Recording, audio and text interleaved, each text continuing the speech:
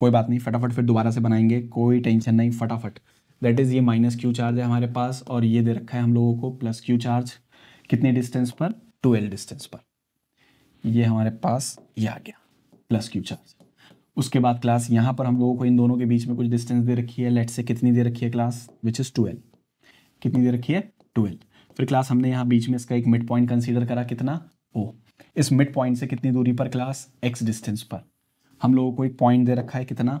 That is x distance पर हम लोगों को एक पॉइंट दे रखा है जिसका नाम है P। उस पॉइंट का नाम कितना है क्लास? P। ठीक है, उस पॉइंट का नाम क्या है क्लास? P। तो क्लास ये P पॉइंट आ गया। अब यहां पर हमें ये वाला पॉइंट जो है क्लास एक्सियल पॉइंट है, यानी इस डाइपोल को ज्वाइन करने वाली लाइन पर, इस डाइपोल को ज्वाइन करने वाली लाइन पर, ठीक है ना। अब क्लास यहां पर जब हमें इलेक्ट्रिक फील्ड निकालनी है तो बहुत ध्यान से देखना है क्लास, फोकस। वो ये कि एक फील्ड तो A वाले चार्ज की वजह से होगी P पॉइंट पर, और एक फील्ड B वाले चार्ज की वजह से होगी कौन से पॉइंट पर? P पॉइंट पर, ठीक है। तो P पॉइंट पर एक फील्ड होगी कि दो फील्ड होंगी? तो क्लास P पॉइंट पर दो फील्ड होंगी, ठीक है ना, एक A की वजह से और एक B की वजह से। तो चलो उसकी डायरेक्शन फाइंड करते हैं। किसी भी पॉइंट पर इलेक्ट्रिक फील्ड की डायरेक्शन कैसे फाइंड करोगे? वहां रख लो एक पॉजिटिव चार्ज। अब क्लास ये वाला इस वाले पॉजिटिव को, ये पॉजिटिव इसको खींचेगा धकेलेगा? तुम बोलोगे सर धकेलेगा। तो इसका मतलब यहां पर जो इलेक्ट्रिक फील्ड होगी वो इस डायरेक्शन में होगी, विच इज EB, ठीक है। उसी तरह से ये वाला नेगेटिव, ये वाला नेगेटिव इस वाले पॉजिटिव को अपनी तरफ खींचेगा धकेलेगा? खींचेगा। तो एक फील्ड इस तरफ होगी। बिल्कुल सही बात है सर, बात यहां तक बिल्कुल समझ में आ रही है हमें। दिस इज क्या हुआ, सॉरी, दिस इज EA। तो क्लास P पॉइंट पर एक फील्ड नजर आ रही है, दो फील्ड नजर आ रही है? दो फील्ड नजर आ रही है, एक राइट साइड है एक लेफ्ट साइड है। तो क्लास जब दो वेक्टर अपोजिट डायरेक्शन में होते हैं तो जो उनका रिजल्टेंट होता है वो होता है बड़ा माइनस छोटा, यानी इसमें से बड़े में से छोटा माइनस करना है। सर हमें कैसे पता लगेगा कि इसमें से कौन सी फील्ड बड़ी है? बहुत सिंपल है, जो चार्ज नजदीक होगा उसकी वजह से फील्ड की ताकत ज्यादा होगी, जो चार्ज करीब होगा उसकी वजह से फील्ड की ताकत ज्यादा। तो यानी EB is more than EA। तो क्लास यहां पर हम जब लिखेंगे तो हम लिखेंगे यहां पर EB minus EA, EB minus EA। यहां तक बात समझ में आ रही है? जी सर। तो क्लास आप फटाफट इसे सॉल्व करते हैं। अब क्लास सवाल ये है कि व्हाट इज EB। तो B की वजह से मैग्नेटिक फील्ड, इलेक्ट्रिक फील्ड निकालनी है P पॉइंट पर। तो क्लास फॉर्मूला लगा देंगे पॉइंट चार्ज की वजह से, जो पिछला डेरिवेशन किया था, दैट इज KQ।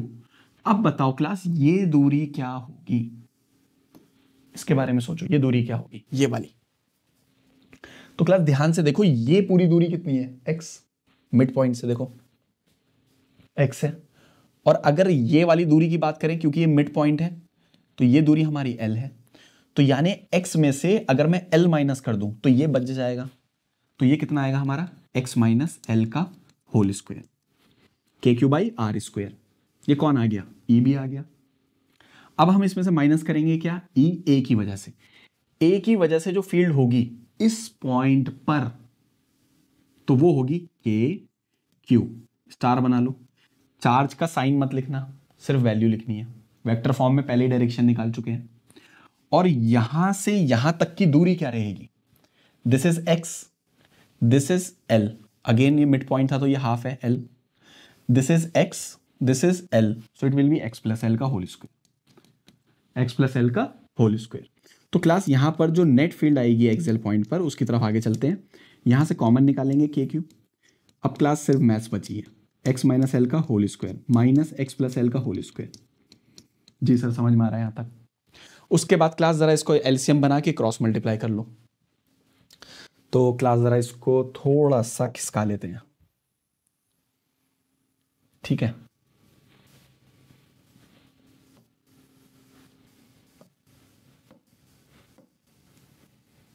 ठीक क्लास, चलो अब शुरू हो जाते हैं क्लास यहीं पर ही। तो क्लास हमें यहां पर E एक्सियल, तो ये हो जाएगा KQ। क्लास यहां पर एलसीएम क्या बनेगा? X प्लस L का होल स्क्वायर और X माइनस L का होल स्क्वायर, ठीक है। देखो इसको यहां माइनस है, प्लस की कमी है, X प्लस L का होल स्क्वायर माइनस ये इधर आ जाएगा X माइनस L का होल स्क्वायर। सबको मालूम है A प्लस B का whole square A minus B का होल स्क्वायर।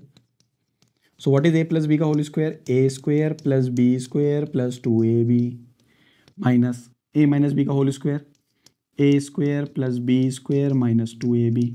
जी सर, ध्यान से देखो, ये लिखा हुआ है A plus B A minus B. A plus B और ए माइनस बी क्या होगा? A square minus B square, X square minus L square का this is whole square. Class minus अंदर जाएगा, साइन चेंज करो, तो यहां पर आएगा ई एक्सियल पर will be K Q X square plus L square plus 2xl minus X square minus L square plus 2xl, और नीचे में क्या आ जाएगा?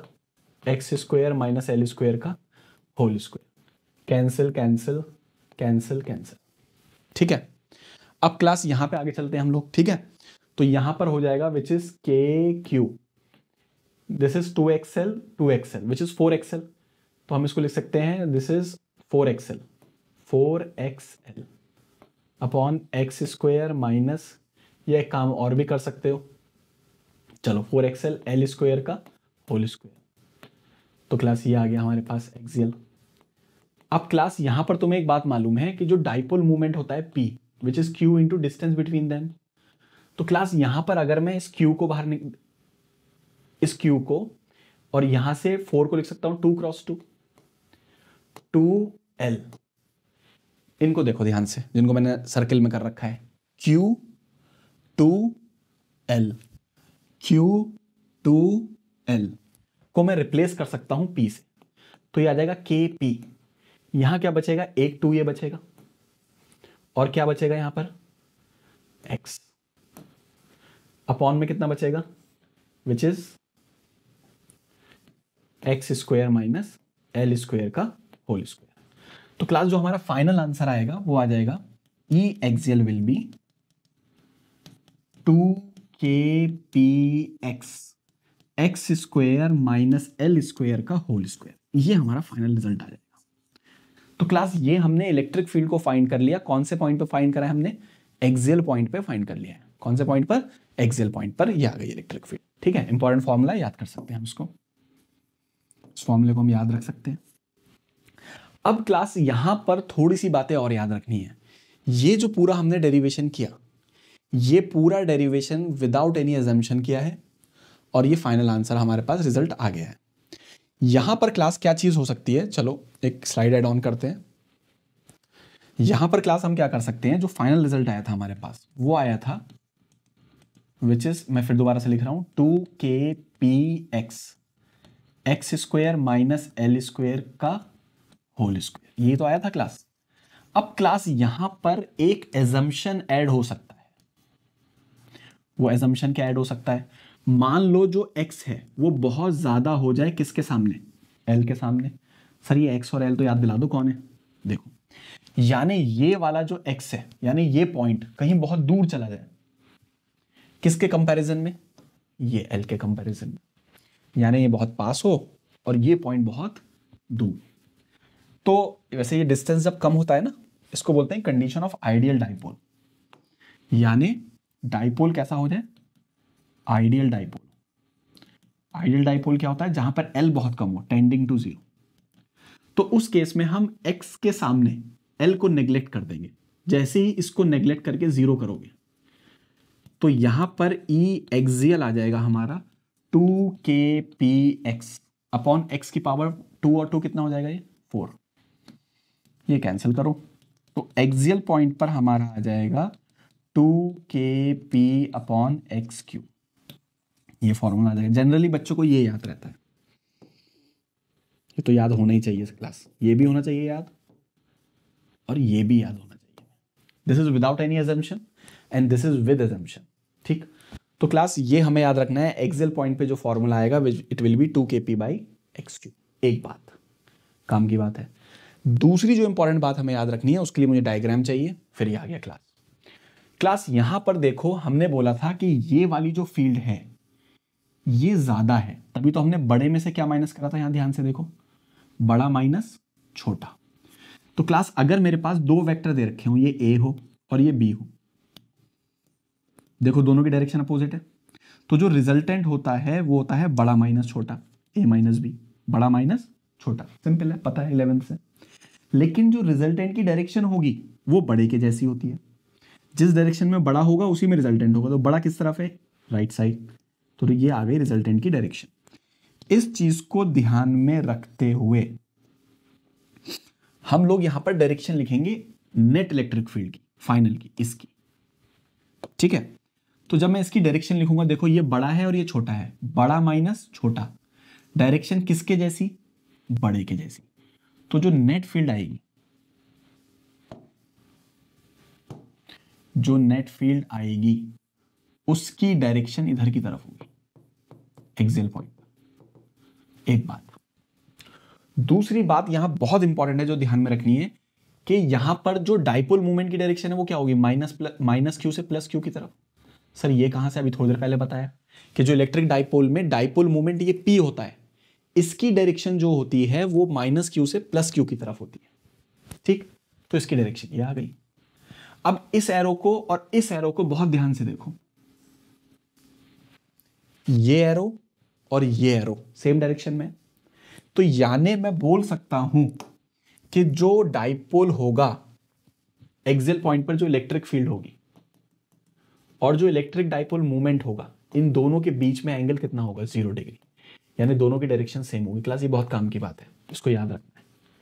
यानी जो नेट वैल्यू होगी एक्सियल पॉइंट पर इलेक्ट्रिक फील्ड की और डाइपोल मूवमेंट, दोनों सेम डायरेक्शन में होंगे, और दोनों सेम डायरेक्शन में होने का मतलब है दोनों के बीच में एंगल 0 डिग्री होगा, इसको ध्यान रखना है, ठीक है। तो इसका मतलब ये हो गया कि अगर डाइपोल मूवमेंट ऐसा है P, तो यहां से ये जो एक्सियल पॉइंट है यहां पर इलेक्ट्रिक फील्ड भी इसी की डायरेक्शन में ही होगी,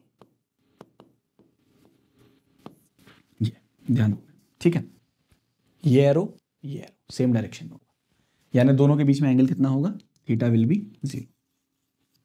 तो क्लास यहां पे 3 काम की बातें हो गई। पहला ये फॉर्मूला विदाउट एनी अजम्पशन, दूसरा फॉर्मूला विद अजम्पशन, और तीसरा डाइपोल मूवमेंट और net value of electric field, दोनों की डायरेक्शन सेम, दोनों के बीच में एंगल कितना, 0 डिग्री, ठीक है। तो क्लास यहां तक ये चीज हो गई। अब हम क्लास इसमें आगे चलते हैं अपने नेक्स्ट डेरिवेशन की तरफ।